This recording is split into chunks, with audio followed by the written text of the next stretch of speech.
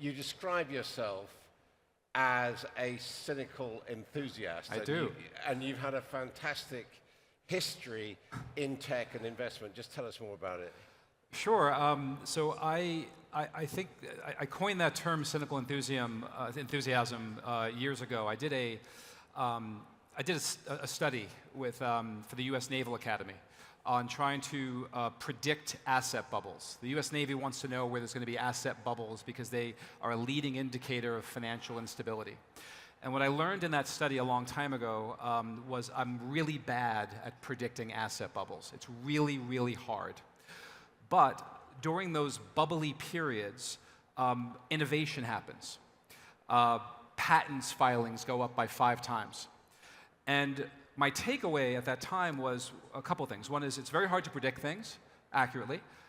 We are an inefficient species, humanity, at investing. We're really bad at it. We don't sit down and say, okay, we have the internet. We need a payments mechanism, we need a search engine. We throw $1 trillion at a lot of dumb things, and the result is Google, PayPal, and these amazing technologies that take us forward. So cynical enthusiasm to me is a realization of those inherent characteristics we have as investors. Many of you might have seen something called the Gartner hype cycle, which is describing how technologies start off in a bubble, and then you have this thing called the trough of disillusionment, and then they always wind up in this beautiful curve up that means everything works out. Well, the reality is many technologies fail, many ideas fail. So cynical enthusiasm to me is just simply recognizing the incredible changes that are occurring, but understanding that around that is going to be a lot of nonsense that we have to try to avoid. So tell us how you broke the oil market.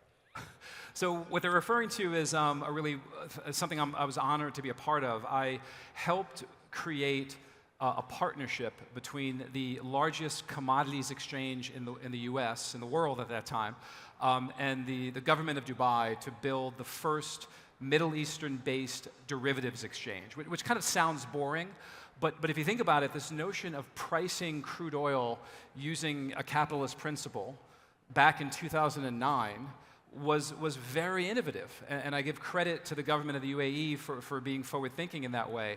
And it created an entirely new benchmark of crude oil, which is based on the type of crude oil that comes from this part of the world, which it should be. Before that, a price of crude oil was referenced in terms of a type of crude oil that is usually not produced, light sweet crude.